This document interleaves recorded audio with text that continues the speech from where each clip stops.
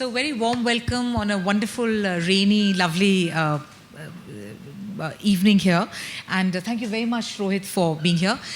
We have a very standard Adda introductory situation where we tell people that, the guest here needs no introduction, and we proceed to introduce the guest. But we actually have a guest now who doesn't need an introduction, but I am going to do the honors. I mean, Rohit Sharma is a many-splendored cricketer, a man of many sides. His style, his brilliant performance in limited overs is superb. He's given us hope with the big daddies of Indian cricket, the mainstays of our batting going away. Rohit Sharma has given us a glimpse into what a good future for Indian cricket can be. He has the highest score in in ODIs, the world score. His two consecutive centuries in his first two tests scored.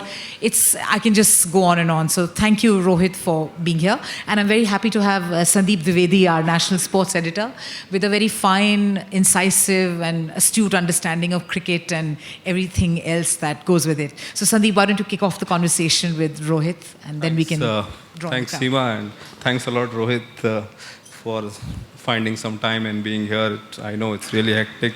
You'll be joining the camp soon. I'll tell you here that Express and Rohit, we go back a real long way. We've been fortunate to know Rohit much before the world discovered him. My colleague Devendra Pandey, he watched him first in the Mumbai Maidan, and he would come to office and tell us about this very, very talented guy he'd seen, and as only Deven can say, he's saying, "Bahut kadak batting karta hai," and we all would get excited about him. Then in 2006 I went to Sri Lanka to cover the Under-19 World Cup, and Rohit was there, part of the team, and I knew what Deven used to say was so correct. I returned from Sri Lanka, and I used to tell to anybody who bothered to listen that, like, I have seen the next big Mumbai batsman, and it was very easy to predict that, because Rohit, you watch him just play one of his strokes and you knew that here was something special. And you don't need a special eye to spot the talent, because you just need two eyes to the way he plays. It was very simple that he was a real star. So Rohit, first question I'll ask you, that how difficult it is to make batting look so simple? Like how your basics have been so perfect. Like, what's the secret of behind that? Firstly, thank you for having me here. I'm absolutely happy to be here. I know Devendra has been wanting me to come here for a while now, so finally to come here feels good. I mean, since I was a kid, I love this sport so much that 1996 World Cup was something which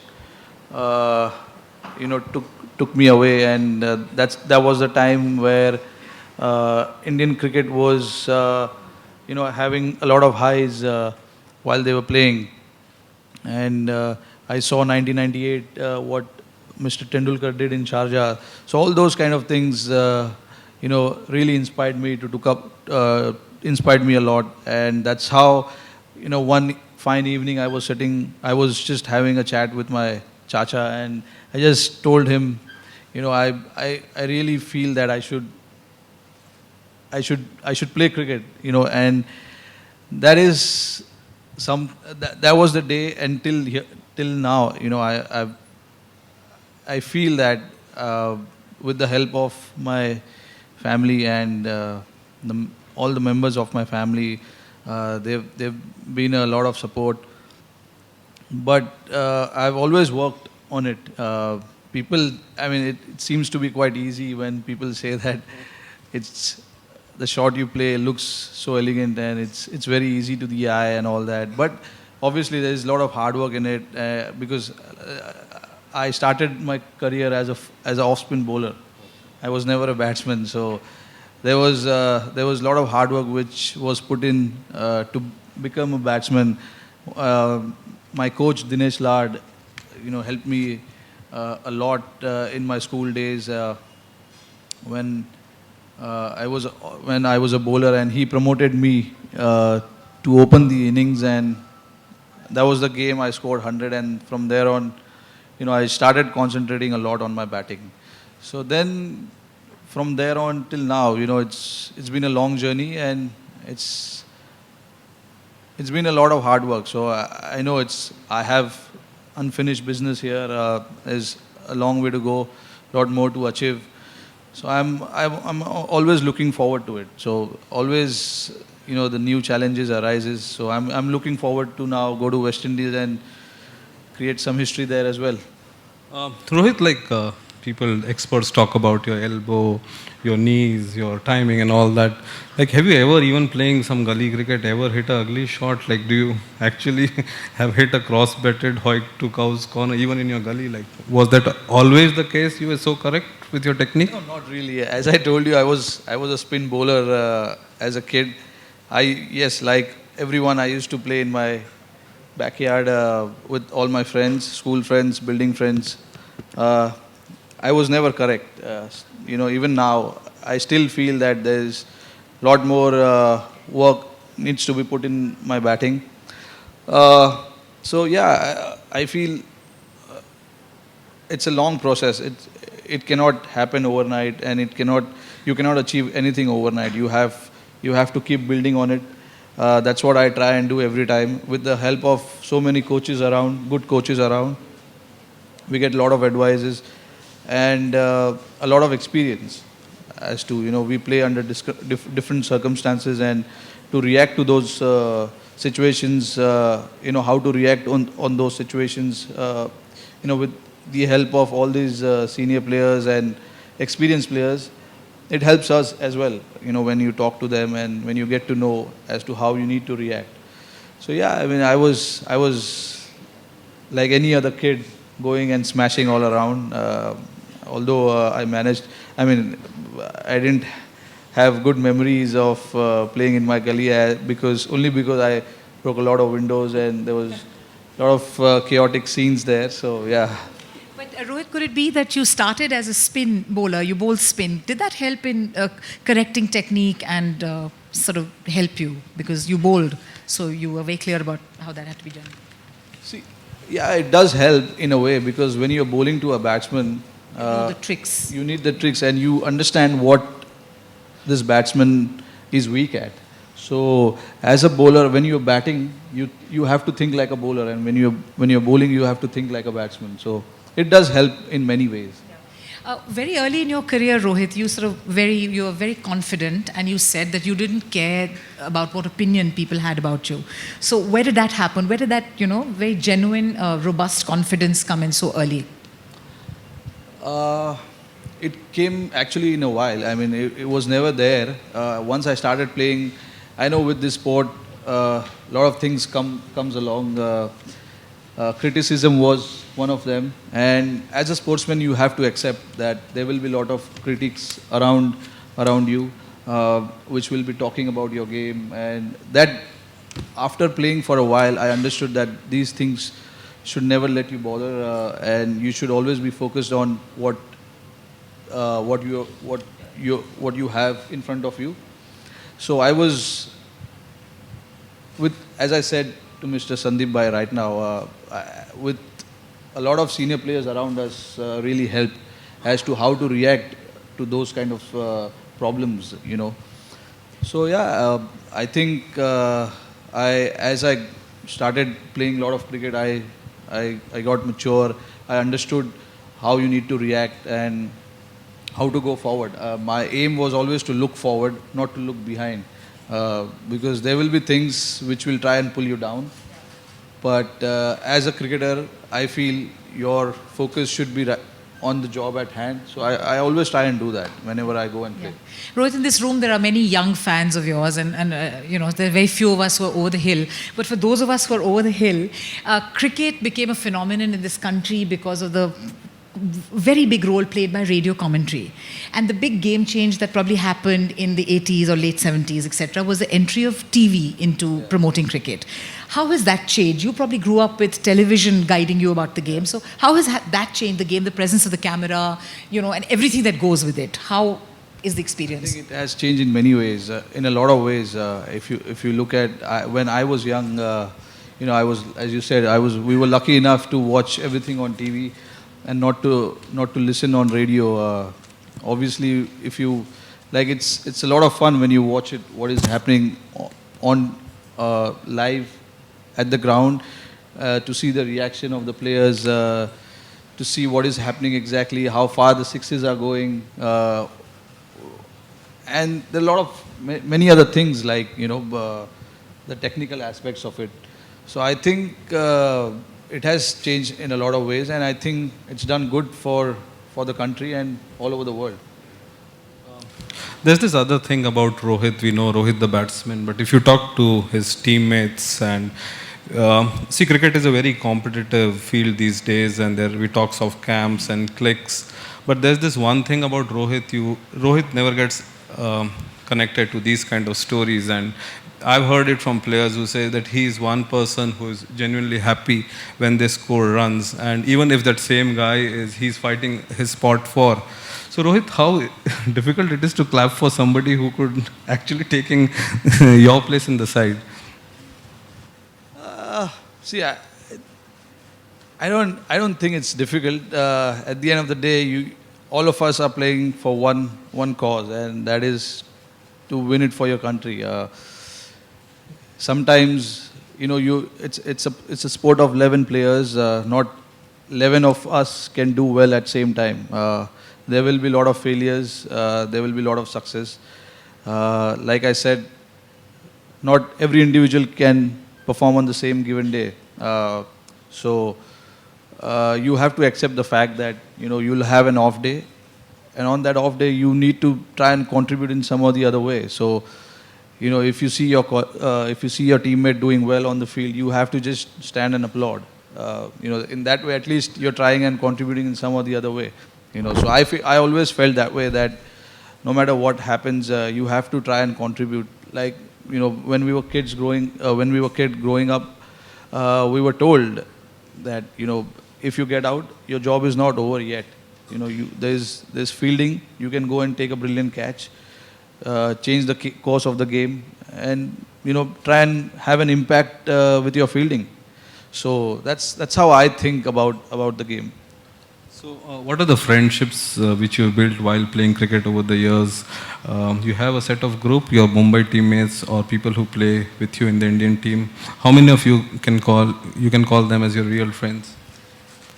Actually, all of them. I cannot single out any one individual or two individual. Because we played together, and for the next, I don't know how many years we're going to be playing together.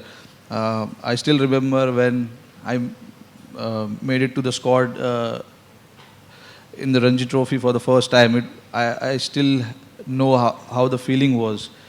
I was so awkward, and it was such an awkward moment to enter the dressing room where you have seen all those stalwarts in front of you, which you have only seen them play in front of you, and you've been only hearing things about them.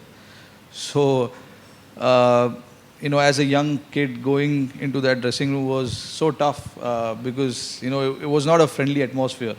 But things have changed now because all of us, most of the guys who are representing Mumbai at the moment, are of same age. So I think in some or the other way, it helps a newcomer to come into the team and feel at home. I'm not saying that we never felt at home.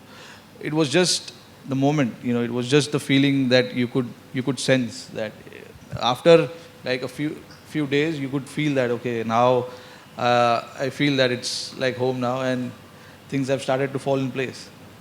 Rohit, like one of the legends you speak about, Anil Kumble, will now be joining as the coach of your team. You worked with him in Mumbai Indians.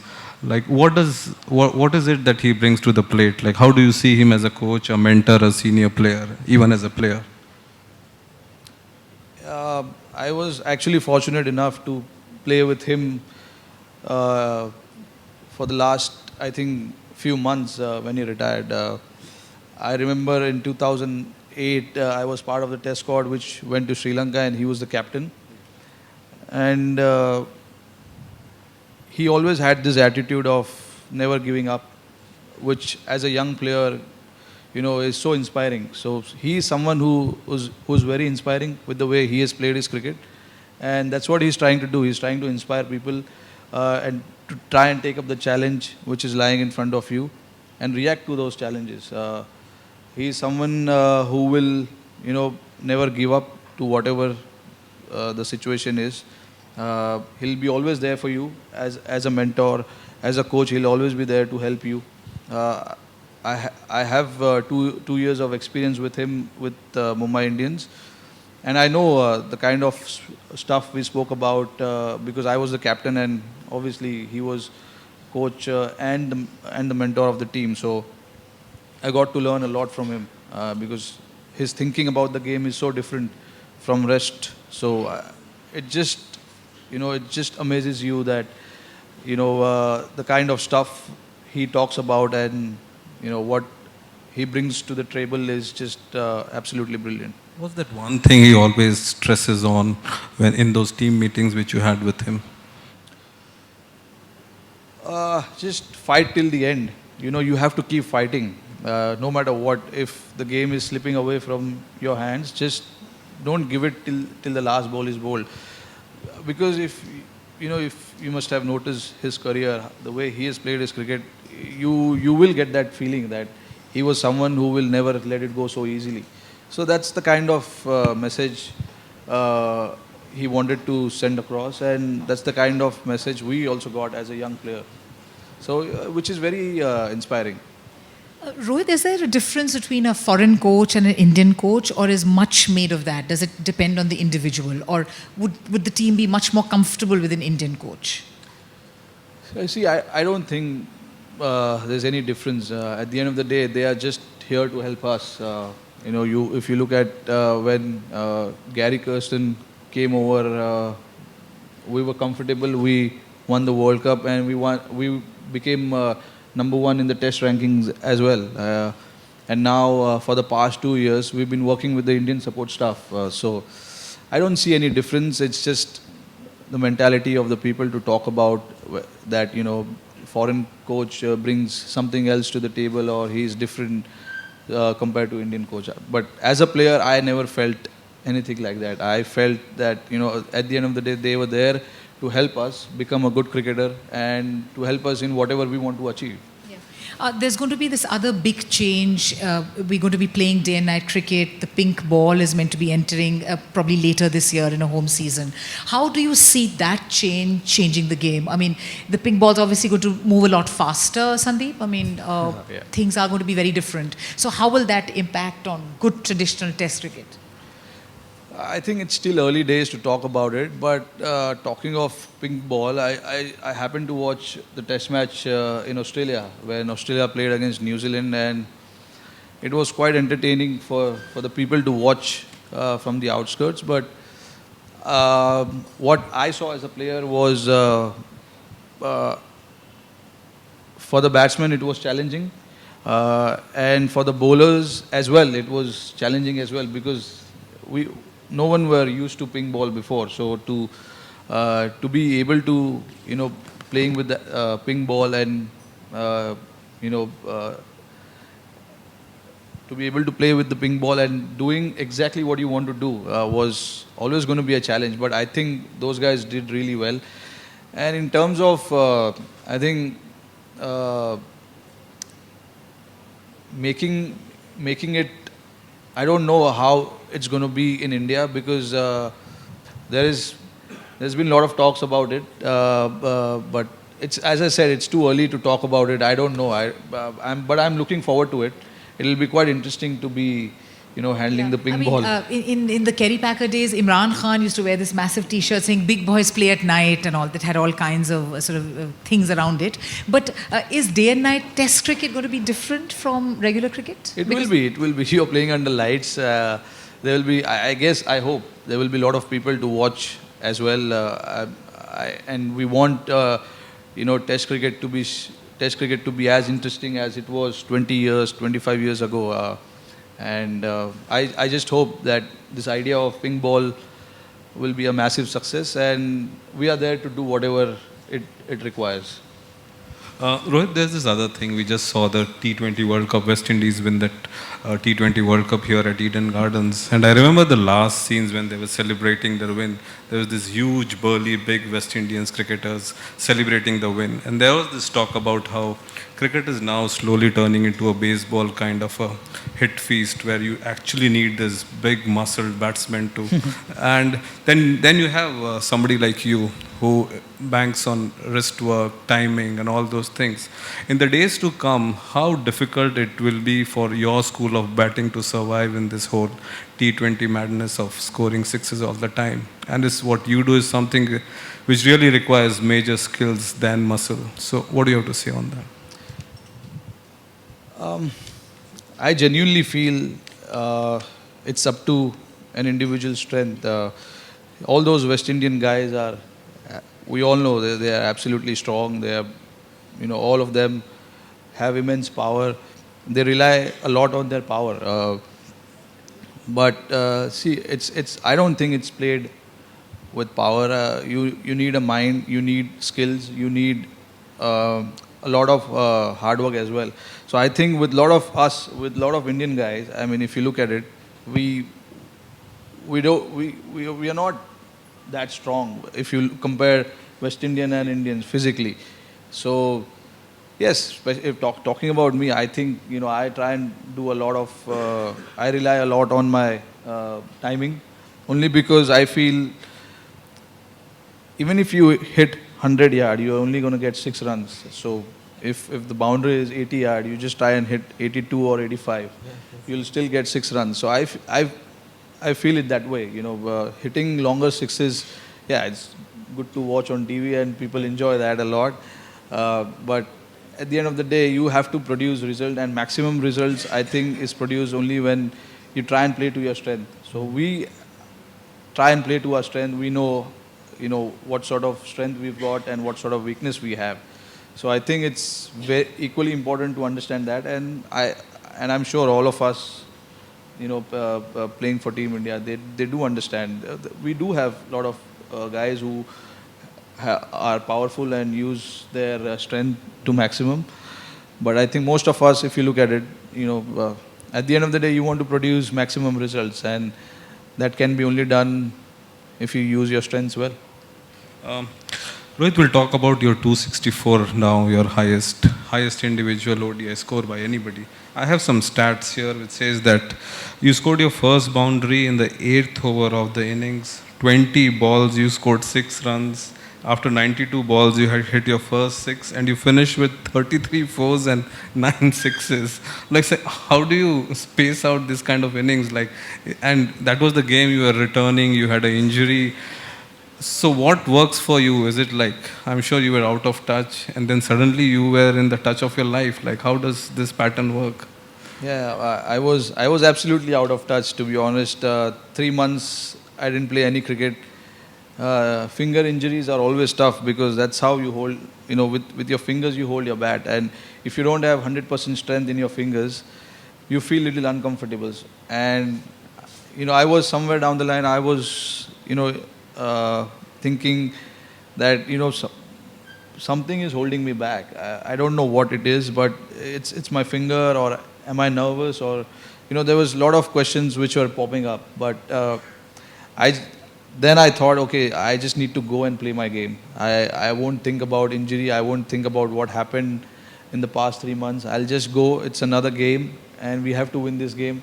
That was my thinking. And the reason those stats says for the first half of my innings I was damn slow.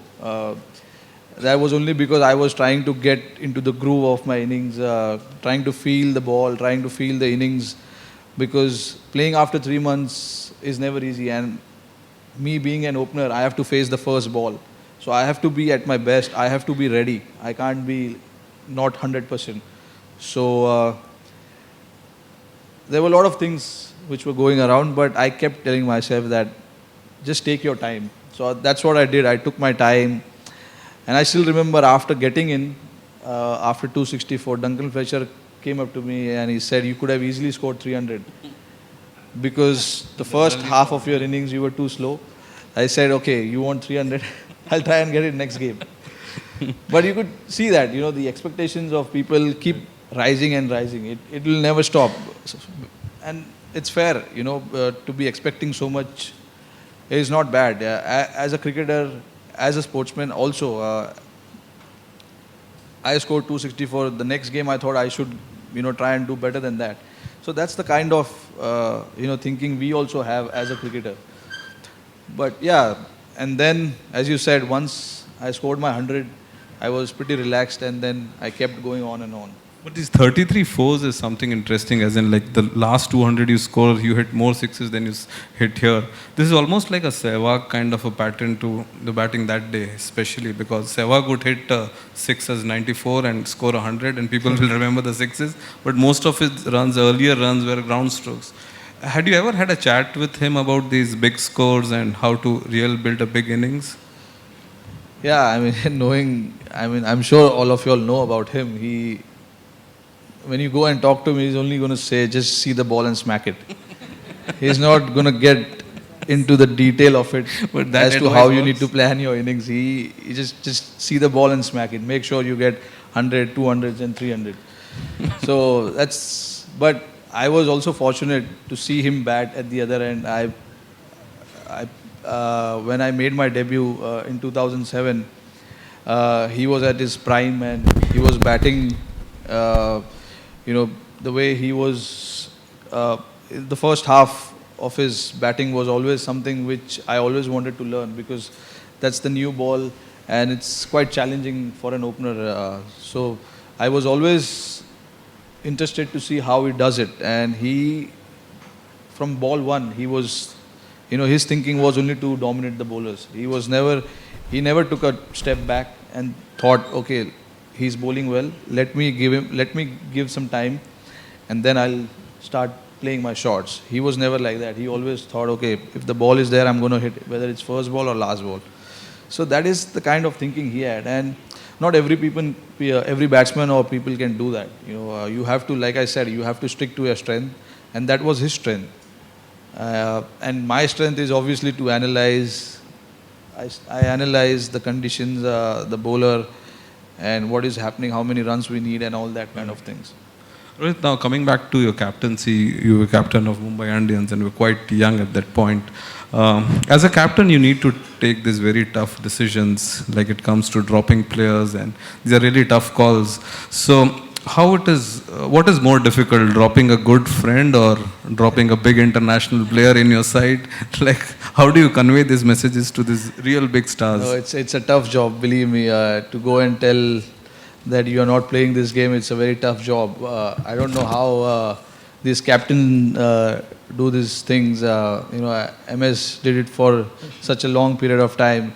But when I got the captaincy and when I had to tell someone that you're not going to play this game, it was tough. Yeah. It is always tough. But all these guys are professional cricketers. They do understand, where I'm coming from, and the combination, the conditions, and all that comes into play when you're making a decision about your playing 11. So a lot of things, we discuss in our team meetings, and we go and speak to individuals as much as possible so that they understand, what captain and coach are thinking about the game. Every game you play, you will face different conditions and different opposition. So you have to plan according to your opposition and the conditions you're playing at. So I'm sure, like I said, all the guys, they do understand that, they're not making this decision to upset anyone. It's in the team's interest. Any uncomfortable situation you recall, or one situation you would have avoided, or some bad reaction from somebody? Yeah, Pragyan Oja, because he's a very close friend, and when I had to go and tell him that you're not playing this game, it was so difficult. I took a moment. I was like, Pragyan, sorry, you're not playing this game. It was so difficult, believe me. But he did understand what I was thinking as a captain for the next game. So these things are understood, and players do understand. It's in the best interest. It's a cricketing call. Yeah. Rohit, what's this about fitness and eating? I mean, we hear that Virat Kohli hardly eats anything. I mean, how picky are you about food? It's bad enough to have, women were kind of, all this thing was loaded on a lot of women about not eating. But how do players deal with this? No, it's absolutely important. The fitness is such a critical part of your career these days. So you have to understand what you put inside your body. It is very important. But it's not that we don't eat. We have to eat because you need energy on the field. So we've got good set of nutritionists and physios and trainers to help us pick and choose what we need to eat and how to go about it, because it's very important that you maintain your diet really well, because while you're playing a test match, you lose a lot of carbs from your body. So you need to put carbs and you need to understand when to put protein and things like that. So we've got set of coaches and for that. And you're good with that? You're disciplined? I'm pretty okay. I'm a foodie, so I like eating, but I do understand while I'm playing, I need to sacrifice certain things, and that's the demand. That's what the sport demands, and you have to do it. I was on a holiday now, and I enjoyed my food. Did you eat carbs? Quite fat, a bit. Excellent. Okay. But I know it's time to work now, so I'll be on it. Yeah. Rohit, you're also a star, and sort of most people who play cricket, the cinema, you have a larger than life presence. I mean, I'm sure you have fans and people sort of doing things. Is there a problem you have about personal space and where questions stop or people stop getting interested in regular things people do who are cricketers or film stars? So, how do you draw the line, and what do you feel about it? I mean, it's very important to understand. I like my personal space, but at the same time, being one of the faces of the sport we play, people want to know your routine. People want to know how you go about your business. They want to know how you play your cricket. They like to know about a lot of things. Like I'm sitting here, I'm sure everyone wants to know how I go about my cricket and what I do on my off days or what I do on my when I'm playing. So it's very important to understand that and give as much time to your fans and people who are interested to know what you are going through. It's very important to have that balance. So I'm someone who likes to have that balance. When I was, like I said, I was on my holiday now. I was completely out of cricket. I was completely out of touch, and I enjoyed my space. I was completely with my wife, and we two had a great time. And now I know, it's time to work and time to get on with the business, and that's how I want to. You're able to keep a balance. You're not unduly uncomfortable. I've learned over the years. It has never been so easy to manage everything what we do. But I've learned over the years, looking at a lot of people, looking at your seniors, how they have managed their life. So I've learned and I've understood, those things are also important as well, along with your cricket. Yeah. Rohit, almost all our cricket associations in India are managed by very well-known politicians. They are political people. That seems to be a fact of life, and people seem to have accepted that. But what do you think about sportsmen and sportswomen? Should it just be about fun and games, or should we also be hearing about your politics, what you feel about the world around you, and your opinions? Or does that again get into tricky areas? So cricket continues to be managed by politicians, but we don't find out about politics of our players. That's a good question. See, most of the cricketers, if you ask them, they'll be completely out of knowledge when it comes to the political part of it.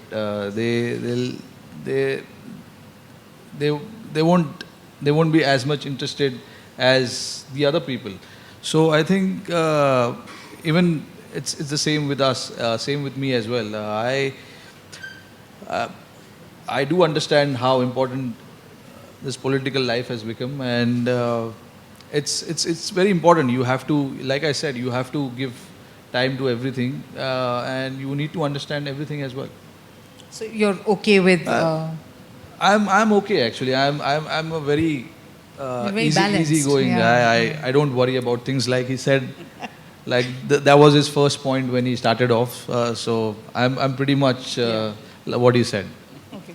I mean, it's just another sort of related, I mean, not a related question, but India is such a cricket country, but we see this creeping footballification. That could be because we have these 6 glorious channels that have come in and, people are so involved in the EPL, and I think you'd also be interested in getting back and watching Spain play Italy. So how many years till we convert from a cricket frenzied India to people who are interested in football?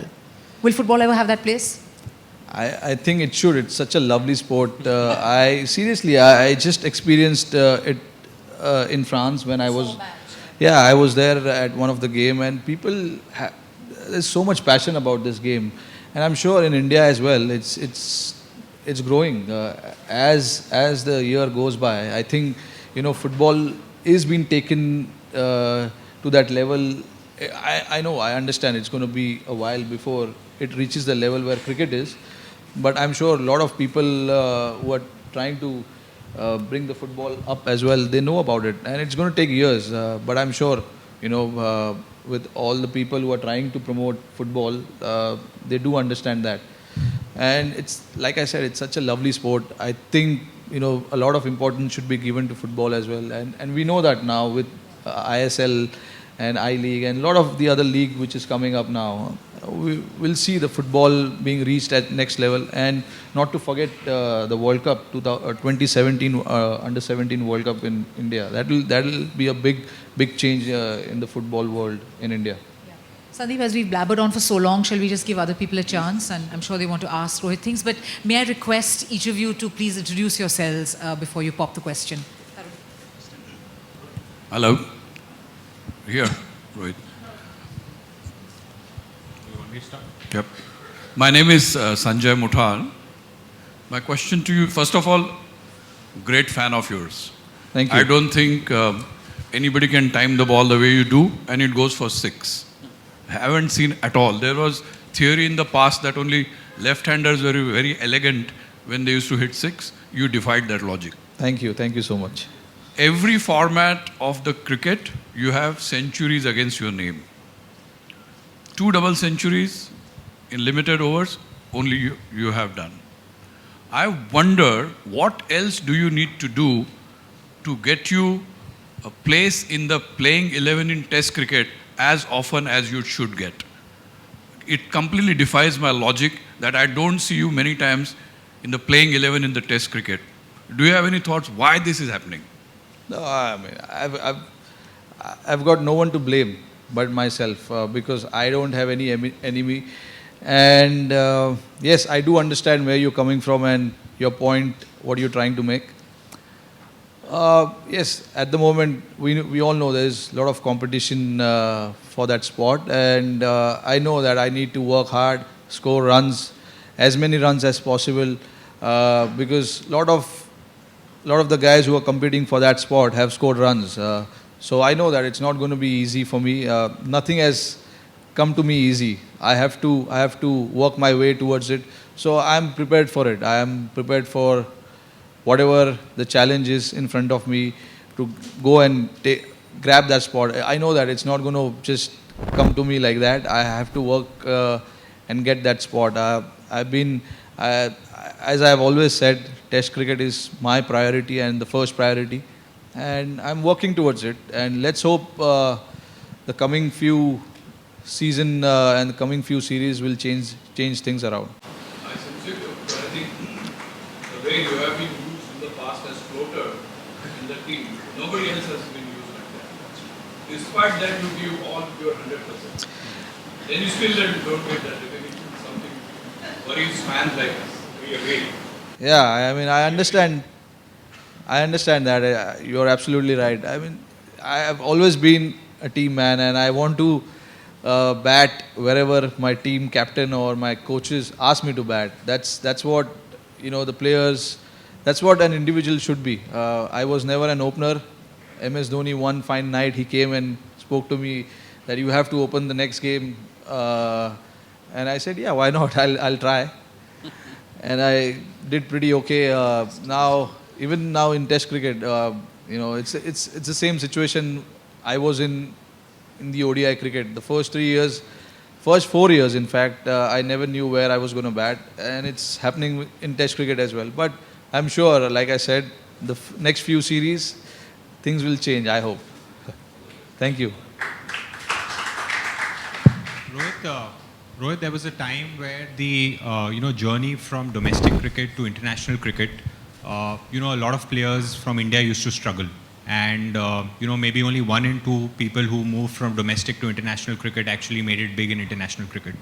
And over the last 6 or 7 years or 8 years since IPL has been around, and with so much of with our Indian players, the younger players rubbing shoulders with international big shots, we see that the transition that our young Indian players are making into international cricket has been so much smoother, right? You have the likes of Manish Pandey or Hardik Pandya and, so on. So while, the media loves to bash IPL, what, in your opinion, has been the contribution of IPL in Indian cricket over the last few years, and how much has it really impacted and helped the Indian team to compete at the global level?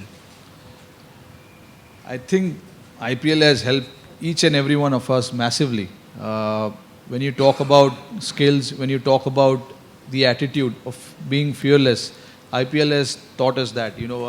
Only because, as you rightly said, rubbing shoulders with international player, like someone like you just now mentioned about these young names, they would have never gotten an opportunity to play with all these international players.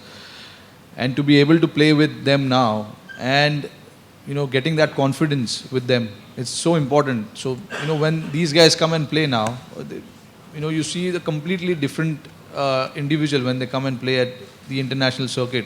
IPL is as good as international circuit because a lot of the international players are playing and it's competed as hard as an international cricket. So, I still remember in 2008, Yusuf Pathan had a brilliant IPL season and then broke and he got an opportunity to play for India. IPL has given a lot of players an opportunity to play for India only because, not because, and they have performed and made their way into the squad. And it's only one thing I feel is, people have become absolutely fearless.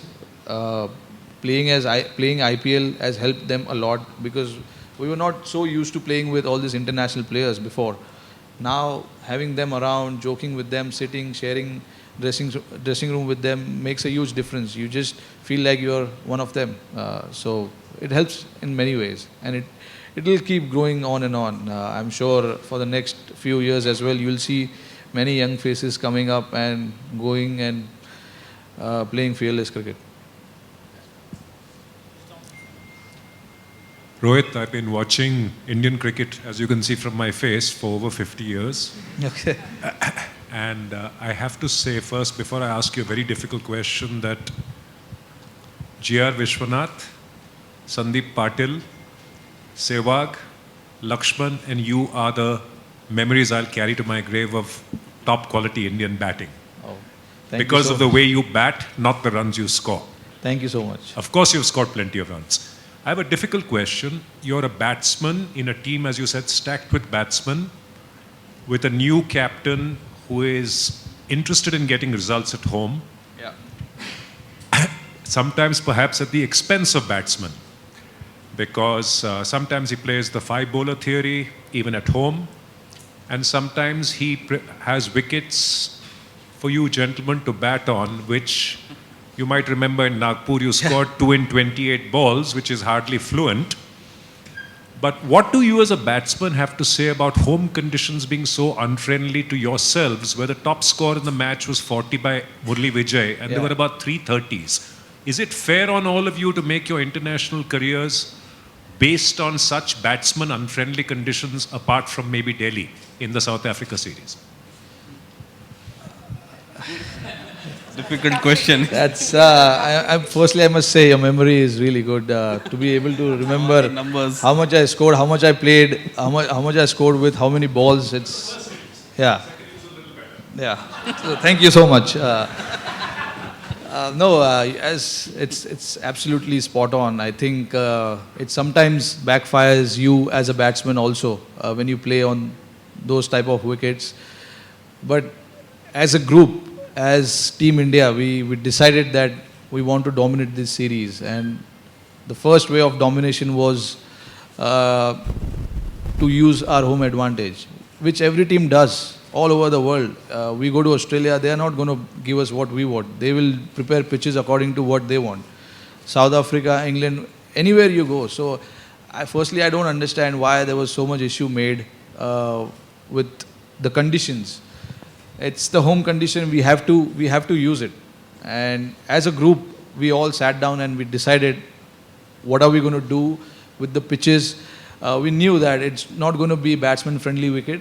So we all, as a batting group, we were ready to accept that challenge that we have to play on a wicket where it's going to be really, really tough for all of us. And there might be instances where the scores will be not big. So are we all ready for it? So, everyone were ready. All we wanted was to get results. We wanted to dominate the series, and we know that South African team, they actually lack in their spin department, and we have an absolute gem of a spin attack. So we wanted to use that, and there is no harm. I don't see any harm in using what we are strong at, while they lack in something. So that was the only thinking behind it. Now, when we play New Zealand here, things might be totally different because they do have good two spin bowlers. So things might be different against New Zealand.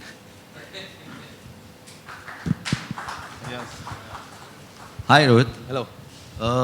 I've got actually 3 questions. The first one is a little tough one. The others are very simple. I've always faced tough questions, Yeah. so I'm used to it. So, you've come through the ranks, junior cricket, IPL, Ranji Trophy, Test cricket, international cricket. What are the pitfalls? Today, for a youngster, it's a lot of fame, perhaps easy money in the IPL, and then the passage into or to the international level sometimes can be very, very tough. Are there any pitfalls that you can think of which you think young cricketers should be aware of, which in your experience you may have seen or seen others going through? That's the serious part. The other is, what's your pick-me-up? When you're going through a lean trot, what do you do? Do you go to the casino? Do you sing songs? Do you lie down in bed and brood? What do you do? What's your pick-me-up? And the third and final, only Anil Kumble and the support staff will be without beards. What's with the Indian team? Everybody's got a... That was actually the toughest question. Yeah. You want to start with the last one first? No, I'll start with the first one. See, yes, we all know when I made it to the squad, we had to play under 14, under 15, 17, Ranji Trophy, Dulip Trophy, Irani Trophy, and India, and then Indian squad. Now it's like you get into the IPL, have a good season, and then you get a break. But I feel that, as a young player, you still need to be aware of getting a chance is one thing. To be able to maintain your position in the squad is always going to be tough.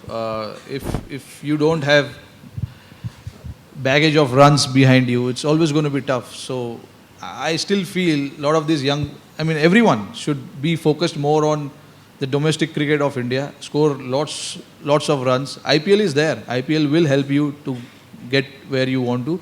But at the end of the day, all the games before IPL does matter a lot. The season starts from October till March end.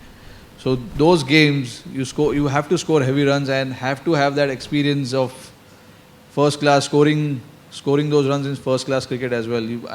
People will get chances straight from IPL, and we've seen many cases where they were not able to sustain their position in the squad. That will happen if you don't have enough experience. So I feel, as a young player or anyone who's trying to make a mark into Team India or trying to find a spot in Team India, they have to firstly go through the ranks, like play under 14, all age group cricket and zonal cricket, and then get your way. The second part of your answer, Second part of your question, see, when you play a sport, you have to accept there will be failures. And I understood that a long time back. You will not always have success. So how do you deal with it? My way was, I've always spoken to many of them, especially Sachin Tendulkar being one of them. I still remember when I was in Sri Lanka, I was having a horrid time there. He called me and we spoke about few things, and he asked me to do certain things. I tried and followed, and it helped. So I try and follow that now. I just go and relax myself, watch movie exactly like you said. I try and sing whatever song, although I'm not good at it, but I try and take my mind off, get my friends over, just chill with my friends, watch a movie or something. And then about the beard thing, yes, I mean I mean everyone's been having that. I don't know, it's just a coincidence maybe, but except Anil Kumble, actually there's no one. I was thinking in my mind, is there anyone? Actually there's no one. Sandeep, you had a question about the fashion guru, so why don't you pop that to him? We were wondering. Yeah. So who's the fashion guru in the team? Who starts a trend and who follows it? And who's the most flashy dresser in the dressing room? See, when I came into the team, it was Yuvraj. Okay. So, everyone tried and followed him. I guess now it's probably Kohli, or there's one more guy which I don't want to name, but I think it'll be Virat Kohli now. Okay. And who's the most boring dresser in the team? Most boring dresser. I can't say that. I have a solid name, but I'm sure Pandey knows it, but I don't want to say it. Ajinkya Rane. Rohit, one question from my side. Yeah. The funny man, Vikram Sarte. I'm sure this is not a difficult question. The media uses you all the time. First, they'll call you stylish. See the words that float around within our community. Stylish, beautiful to watch, this, that. And suddenly 2 innings, kharab ho gaya, doesn't live up to the potential. So you are great fodder for people in the media to write great columns and then use that material.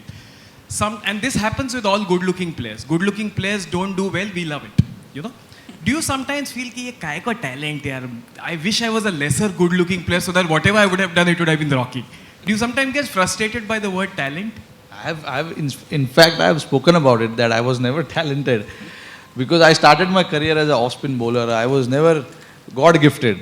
Whatever I did was through all the hard work with my coach, Mr. Dinesh Lad. I worked on it.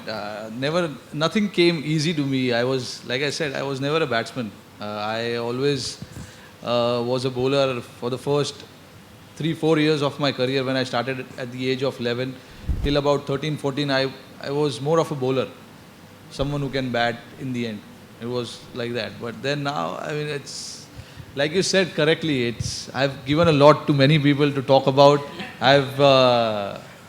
Many people have actually sustained their job because of me, because they have written articles on me when they had nothing to do. But that's how it goes. So I'm happy about it, that actually I'm helping someone in some or the other way.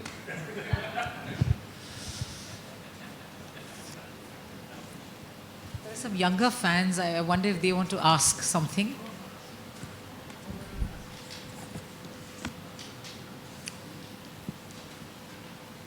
Hello, Rohit Sharma. I'm your fan. I'm a great fan of yours. I have one question. How do you how do you score every time when you play in the Eden Gardens? Oh, Eden Garden is my favorite. I don't know, things just fall in place there. I get that feel-good factor when I enter Eden Gardens every time I play. So every player, every cricketer has that one particular stadium where they just go and feel at home. So I feel that way when I go to Eden Gardens. Okay, hi. I have a question, Rohit. Firstly, I was asked to introduce myself. My name is Vaishali. And I'm not a cricket expert, and I'm sure that doesn't come as a surprise. But my question is more on a personal level.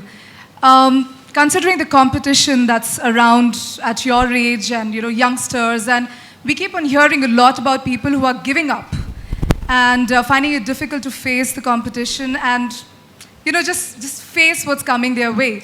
So you as a sportsman, as a person, what keeps you motivated? What keeps you going? Apart from, of course, what you do to just relax and put your mind off the game and get you back on track, but what motivates you really? And what do you think as a youngster should really look out for and not find it easy to give up? See, for me, it's always been the passion. I love this sport so much that no matter what happens along the way, I have developed that habit of never giving up that attitude. So for me, representing my country is the biggest honor. No one gets that easily. So for me, that is something which keeps me driving all the time. And for anyone who's just picking up the sport, for him as well, there's no shortcut here. You can't just get into the squad just like that. You have to make your way. You have to work hard. You have to follow the path, and you have to break it down. You can't look too far ahead.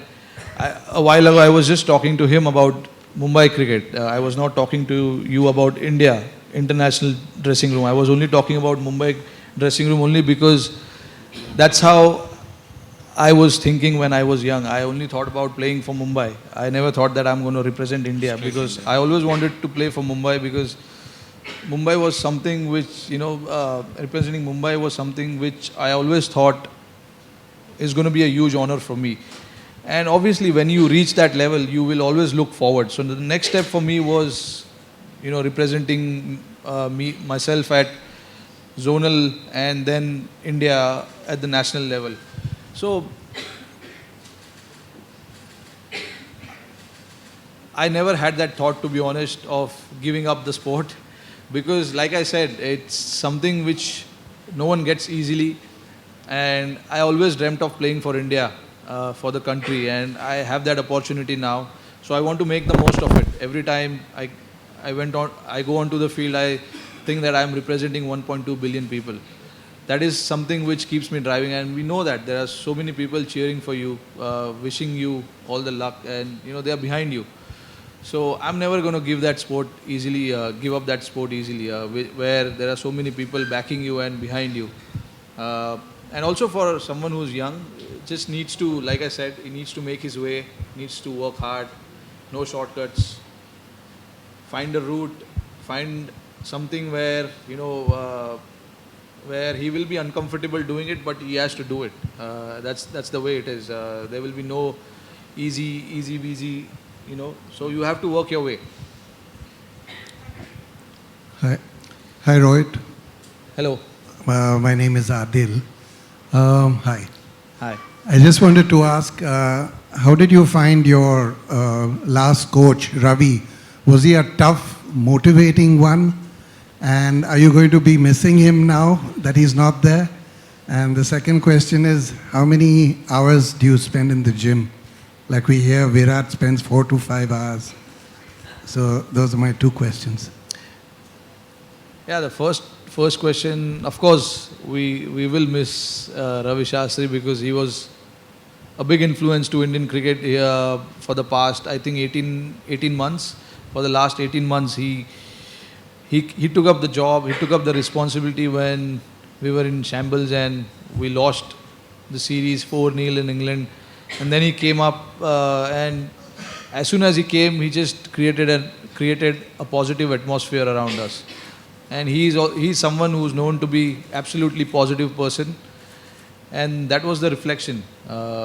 We all were in completely different set of mindset as soon as he came to the dressing room, and we got results under him. We got results, and we all enjoyed playing under his guidance. And we liked, all of us liked the way he approached his job, and all of us were comfortable And yeah, of course, you will miss his guidance now. But I'm sure, I think he mentioned it somewhere that he'll be there for us whenever we need him. So look forward. And the second part of it is, yes, you have to, like I was talking about the nutrition part of it. You have to consider your fitness one of the most important part of your career, because you need to be fit to perform, you need to be fit to give results, you need to be fit to survive. Otherwise, it's never going to be easy. So I actually plan according to how many times, how much of a time I've spent on the field playing cricket, and then I see how much of a time I need to spend in the gym and for my rehab or whatever it is. So we've got trainers and all that who help us set up all the plans for us, set up a program for us. So generally it's probably 2 to 3 hours of training, but you have to manage it really well. That can only happen if you have a set of plan in front of you. So we've got everything in plan now. Once we go to Bangalore, a couple of days will be taken into our fitness assessment and things like that. So now the real work will start, and because we play a sport where especially during a test match, you spend about 8 hours on the field. It starts at 9 o'clock in the morning, finishes at 6 o'clock. So you spend a lot of time. So you need to understand your body, how much is it required and things like that. Rohit here. Sort of the aggression perception with Ravi Shastri, and especially with Virat Kohli team and you guys as well. It's a perception that you guys are aggressive, sometimes go ultra over aggressive. Is there a line that you guys cross at sometimes? As a young team, do you sort of sit and talk about these perceptions, how to handle it, or you say, "Jo ho hai, chalne do" type? No, we do understand there is a line which is drawn and we don't need to cross that. But yes, as you rightly said, we are a young team, energetic team, enthusiastic on the field. We want to express ourselves on the field. So at the same time, we do understand that there is a line which we don't need to cross. But certain players, you can't control, and they love showing out their emotion, and they like being like that because that helps their performance, that helps team as well. So I don't see any reason why we shouldn't do that. But we do sit and discuss about all those things. At the same time, because we want to play the game fair. We don't want to be rude to anyone. At the same time, talking about rudeness, we want to be fearless and we want to be fierce on the field. And there's no harm in showing expression. Shall we just take one last question? Hi Rohit, good evening. I'm Vijay Sampath. My grandson has come here with his bat and ball. He wants to sign. Of course. And you're more handsome than your own team. Thank you so much. Come, go up.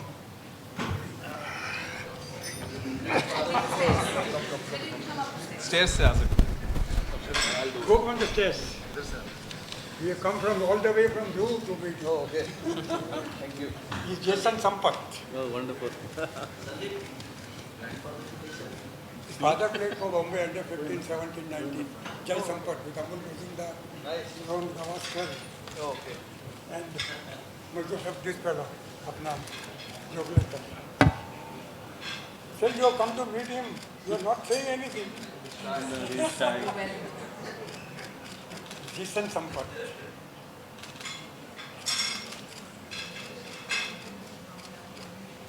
And he told me, Dadu, you must come with me.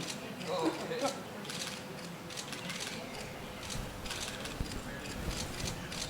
And he brought a ball also. That's all. You signed the ball in the IPL, no? Sit here, can't you stay, Jason? Yeah. Rohit Not white. Rohit is signing on pink balls. Rohit, he's 7-year-old. 7 years. He plays cricket? Yeah, he plays cricket. He knows what is googly, what is Chinaman, what is the Dusra.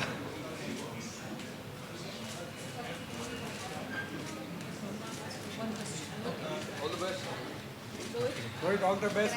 And as long as you are batting, I always think you can win. Yeah. All the best for West Indies. Can too. we just... Same.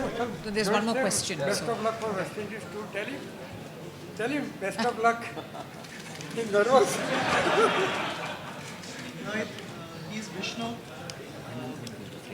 Okay. GB is not. He's Vishnu. Nice to meet you. Can I take All the best. Yeah, sure. After. I think the questioner should speak up. Here.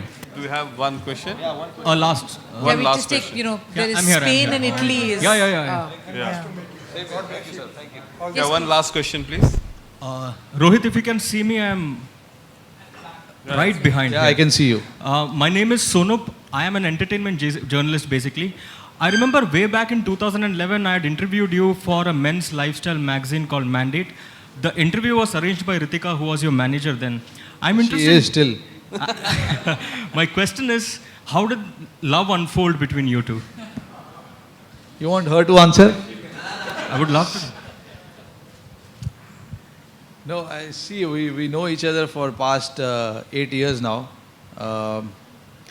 and I mean it's like any other love story. How it happens, it's the same with us. We were very close friends for six years, and then after we started dating, and then last year we got married. So yeah, it's been a fruitful journey. I know I'm too shy, and so is she. But you meet me outside, I'll tell you in detail.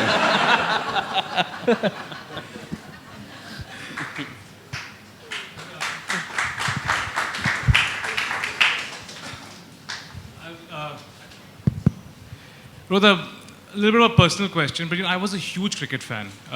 Every ball I'd stand with the bat and watch and repeat and try and copy the stroke. And just after the match fixing, the first match fixing news that broke out, I haven't been the same. I cannot watch a cricket game in the same passion that I used to.